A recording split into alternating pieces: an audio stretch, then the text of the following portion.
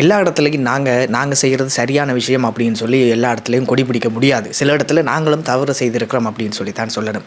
இது ஏன் சம்பந்தம் இல்லாமல் இந்த நேரத்தில் சொல்கிறேன் அப்படின்னு சொன்னால், இன்றைய தினம் இலங்கையினுடைய ஜனாதிபதி பாராளுமன்றத்தில் சொல்கிறாரு, இலங்கைக்குரிய எரிபொருள் பிரச்சனை எதுவுமே இல்லை. இலங்கையில் ஒரு 27 நாளுக்குரிய பெட்ரோல் இருக்குது, 33 நாளுக்குரிய டீசல் எல்லாம் இருக்குது. ஸோ எரிபொருள் தட்டுப்பாடு இலங்கையில் இல்லை அப்படின்னு சொல்லி இன்றைய தினம் இடம்பெற்ற பாராளுமன்ற உரையின் போது அவர் குறிப்பிட்டு பேசியிருக்கிறார். ஆனாலும் எங்கட ஆக்கள் என்ன செய்கிறாங்க அப்படின்னு சொன்னால், இப்போவும் போயிட்டு லைனில் தான் நிற்கிறாங்க. லைனில் நின்று அதை ஒரு தேவையில்லாத ஒரு பிரச்சனை மாதிரி உருவாகி கொண்டிருக்கிறாங்க. அதை விட உலக நாடுகளில் தேவையில்லாத பிரச்சனைகள் ஓடிக்கொண்டிருக்கிற நேரத்தில் இந்த மாதிரியான பிரச்சனைகள் இருக்கும்போது அது சம்மந்தமாக கவனிக்கிறதுக்கு அரசு இருக்குது, அதிகாரிகள் இருக்கிறாங்க. ஸோ அது சம்மந்தமான சபைகள் இருக்குது. ஸோ இந்த மாதிரியான பிரச்சனைகளை உருவாக்குறதுக்கு அவங்க விட மாட்டாங்க. இப்போ நாங்களே யோசிக்கிறோம்டா அவங்க எவ்வளவு யோசிப்பாங்கன்னு சொல்லி நாங்களும் சில இடங்களில் சிந்திச்சு பார்க்கத்தான் வேணும்.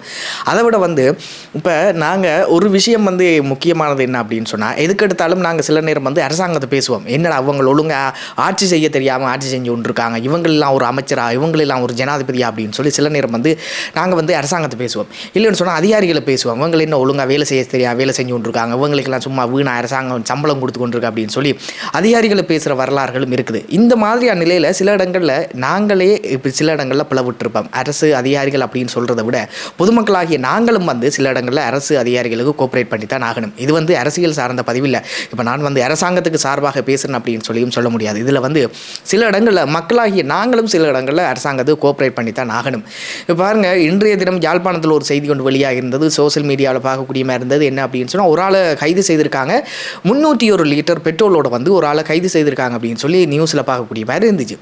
அப்போ அந்த ஒரு ஆளுக்கு என்னத்துக்கு 301 லிட்டர் பெட்ரோல் தேவையாக இருக்குது? ஒரு சராசரியாக இருக்கிற ஒரு மனுஷனுக்கு ஒரு மாதத்துக்குரிய பெட்ரோல் ஒரு குறிப்பிட்ட அளவுக்கு, அதை விட குறைவு தான், ரொம்பவுமே குறைவான ஒரு 30 லிட்டரும் விட குறைவான பெட்ரோல் தான் ஒரு ஆளுக்கு தேவைப்படும். ஆனால் இவர் என்னதுக்கு 301 லிட்டர் வாங்கி வச்சிருக்காரு அப்படின்னு சொல்கிறதான் இங்கே மிகப்பெரிய ஒரு கேள்வியாக இருக்குது. ஸோ இந்த இடத்துல அவர் செய்த மாதிரி சாதாரணமாக எல்லாருமே இப்படி இந்த மாதிரி தேவையில்லாத மாதிரி சேர்த்து வச்சிருந்தோம் அப்படின்னு சொன்னால், ஒரு செயற்கையான ஒரு தட்டுப்பாடு உண்மையிலேயே நிலவுறதுக்கான சந்தர்ப்பங்கள் அதிகமாக இருக்குது. ஆனால் இந்த இடத்துல தான் நாங்கள் மக்கள் அரசாங்கத்துக்கு கோஆப்ரேட் பண்ணணும். என்ன அப்படின்னு சொன்னால், எங்களுக்கு தேவையான எரிபொருளை மட்டும் வாங்கி வச்சுக்கொண்டு தேவையற்ற எரிபொருளை சேமிக்கிறத நாங்கள் விடணும் அப்படின்றது தான் இங்கே இருக்கக்கூடிய மிக முக்கியமான ஒரு விஷயம். அரசாங்கம் சொல்லுது தானே, பெட்ரோல் எல்லாம் இருக்குது, டீசல் எல்லாம் இருக்குது, ஸோ யாருமே பயப்படாதீங்கன்ற மாதிரி அரசாங்கமே சொல்லும்போது என்னதுக்காக நாங்கள் பயப்படணும்?